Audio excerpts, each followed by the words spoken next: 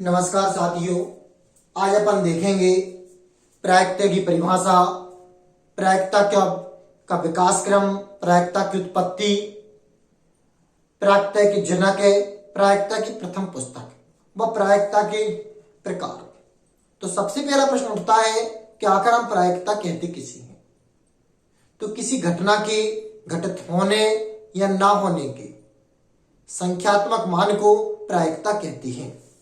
जैसे कि आप मेरे हाथ में ये सिक्का देख रहे हैं, ये इसका हेड है और ये इसका टेल है।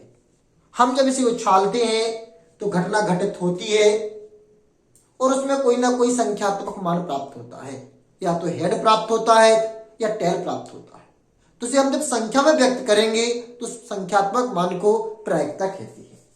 इसी प्रकार आप मेरे हाथ में देख सकते हैं, ये ताश की गिड्डी है। ये क्या है? ताश की गिड्डी। हम ताश की गिड्डी को फिटते हैं, फिटने पर हम इसमें से पान का इक्का निकालते हैं। पान का इक्का निकल भी सकता है और नहीं भी निकल सकता है, क्योंकि घटना हो भी सकती है और नहीं भी हो सकती है। उसके होने या ना होने की संख्यात्मक मान को प्रायिकता कहती है। तो उसका जो मान प्राप्त होता है, जिसे हम संख्या में व्यक्त करते हैं, तो उसे क्या कहते हैं? प्रायिकता। प्रायिकता को इंग्लिश में प्रोबेबिलिटी कहते हैं। क्या कहते हैं प्रायिकता को इंग्लिश में? प्रोबेबिलिटी। प्रायिकता का जो शाब्दिक अर्थ होता है वह संभावना होता है, क्योंकि घटना हो भी सकती है और नहीं भी हो सकती है। संभावना एक प्रायिकता है। हम कोई भी कार्य कर रहे हैं, वह पूर्ण हो भी सकता है और नहीं भी हो सकता है। वह कार्य ही प्रायिकता होती है, किंतु कब? जब उसे हम संख्या के रूप में व्यक्त करते हैं। तो किसी घटना के घटित होने या ना होने के संख्यात्मक मान को प्रायिकता कहते हैं। अब ये घटना क्या है? तो घटना कहलाती है किसी प्रयोग के परिणाम विशेष को घटना कहती है। हमने प्रयोग किया, प्रयोग करने का जो परिणाम है, उस परिणाम विशेष को क्या कहते हैं? घटना कहते हैं। सिक्का उछाला, इसका जो परिणाम विशेष प्राप्त हुआ, उसे परिणाम कुछ ना कुछ तो निकलेगा जब क्रिया हो रही है, तो वही क्या कहलाती है? घटना कहलाती है। अब देखते हैं आखिर प्रायिकता के प्रकार कितने होते हैं, प्रायिकता के जनक और इसका विकास क्रम कैसा है। तो प्रायिकता या घटना मुख्य रूप से दो प्रकार में प्रायिकता प्राप्त होती है। सामान्य शब्दों में कहें तो प्रायिकता के मुख्य रूप से दो प्रकार होती है। एक तो प्रायिकता होती है आपकी सैद्धांतिक और दूसरी होती है, तो प्रायिकता मुख्य रूप से कितने प्रकार की होती है? दो प्रकार की। एक प्रायोगिक, दूसरी है सिद्धांतिक। तो घटना घटित होने के प्रायोगिक मान को, कैसे मान को? प्रायोगिक। घटना घटित होने के प्रायोगिक संख्यात्मक मान को प्रायोगिक प्रायिकता कहती है। किसी घटना घटित होने के प्रायोगिक संख्यात्मक मान को प्रायोगिक संख्यात्मक मान को प्रायोगिक प्रायिकता कहती है। किसी घटना घटित होने के सिद्धांतिक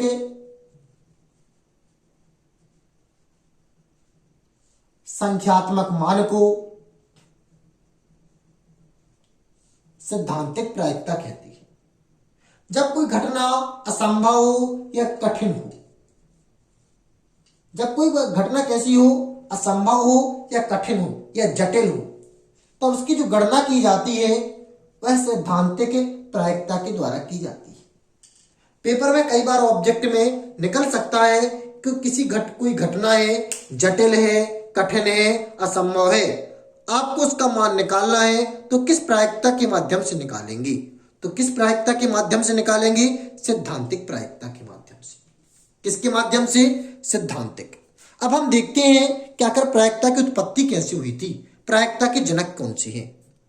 तो साथियों, प्रायिकता की उत्पत्ति बड़ी ही विलक्षण ढंग से हुई है, क्योंकि आपने प्रायिकता में एग्जाम्पल ही विलक्षण देखे, जैसे ताश की गिड्डी। तो इसी प्रकार की प्रायिकता की उत्पत्ति या विकास हुआ था। एक फ्रांस का जुआरी था, तो जो अक्सर जुआ खेला करता था, वह जुए खेलते समय उसके माइंड में प्रश्न आया कि उस जुआ से संबंधित कुछ प्रश्न आए। उस जुआरी का नाम था सेविलियर डी मेरी। सेविलियर डी मेरी जो फ्रांस का था, उसके मन में भिन्न प्रकार के प्रश्न आते हैं और यहीं से प्रायिकता की उत्पत्ति की शुरुआत होती है। प्रायिकता की उत्पत्ति की शुरुआत कहां से हुई थी? फ्रांस के एक वैज्ञानिक था, उसके मन में वैज्ञानिक की जुआरी भिन्न प्रकार के प्रश्न आते हैं और यहीं से प्रायिकता का विकास क्रम स्टार्ट होता है। वह पहुंचता है उस समय की वैज्ञानिक गणितज्ञ ब्लीज पास्कल के पास। किसके पास पहुंचता है? ब्लीज पास्कल के पास। वो उनसे अपनी जो परेशानियां थी, समस्या थी, तो वो बताता है। जब ब्लीज पास्कल से वह समस्या बताता है तो ब्लीज पास्कल को उन समस्याओं को सुलझाने में रुचि मिलती है, आनंद मिलता है और वह उन समस्याओं को सुलझाती है। साथ ही उस समय के अन्य गणितज्ञ जैसे पेरे डी फार्मा आदि से इस विषय पर बात करती है और माना जाता है कि 17वीं शताब्दी में ब्लीज पास्कल के द्वारा माध्यम से ही प्रायिकता का जन्म हुआ है। तो कुछ किताबों में कुछ वैज्ञानिकों की मत है कि ब्लीज पास्कल को प्रायिकता के जनक कहा जाता है, किंतु इसके पहले भी 15वीं शताब्दी में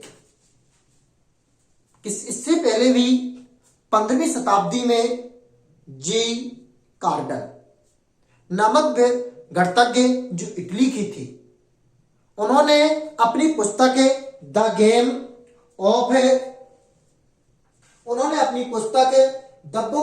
the book on game of chance, किसने? जे कार्डन। पुस्तक का नाम क्या था? पुस्तक का नाम था the book on games of chance. इस पुस्तक में जो उन्होंने लगभग 1564 में लिखी थी, 1554 में, लेकिन ये जो पुस्तक थी यह 1563 में प्रकाशित हुई थी।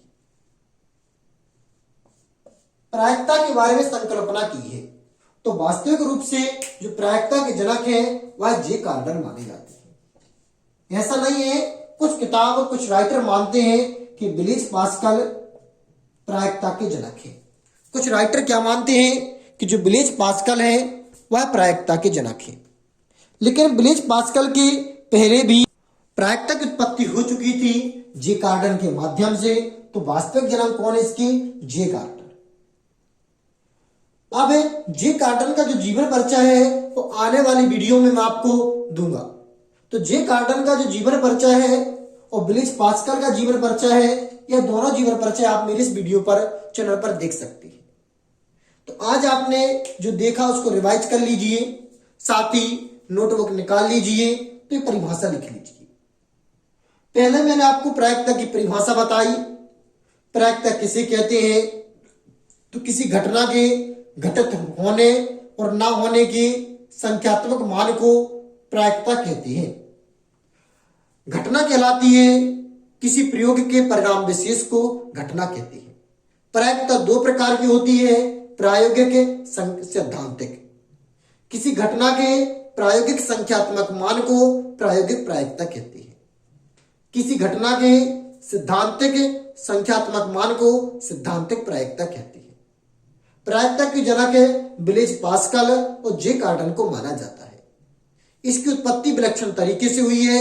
सेविलियर डे मेरे ने जुआरी था जो जुआ खेलता था, उसके मन में भिन्न प्रकार के प्रश्न आते हैं और प्रश्न का समाधान जानने के लिए ब्लीज पास्कल के पास पहुंचते हैं, जो 17वीं शताब्दी के फ्रांस के वैज्ञानिक थे, गणितज्ञ थे, और यहीं से माना जाता है कि इसकी उत्पत्ति हुई थी।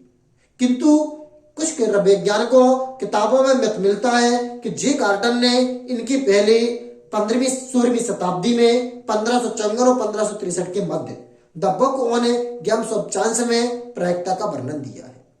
अब हम देखते हैं प्रायिकता का सूत्र।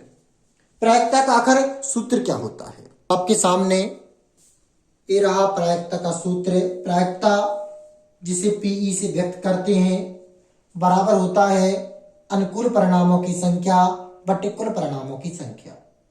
आप देख रहे हैं कि हमने यहाँ पर प्रायिकता के स्थान पर पीई का प्रयोग किया है।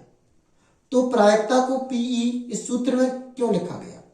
पी का तो सीधा सीधा अर्थ है कि प्रोबेबिलिटी, लेकिन इसके साथ आखिर ई का प्रयोग क्यों किया गया? इस ई के कारण जानने के लिए आप पाठ सेकंड को देखें। ये प्रायिकता का संबंध में पाठ फर्स्ट था। यदि आपको जानकारी है तो नीचे कमेंट बॉक्स में करें। नमस्कार, जय माता दी, राधे राधे, जय श्री राम।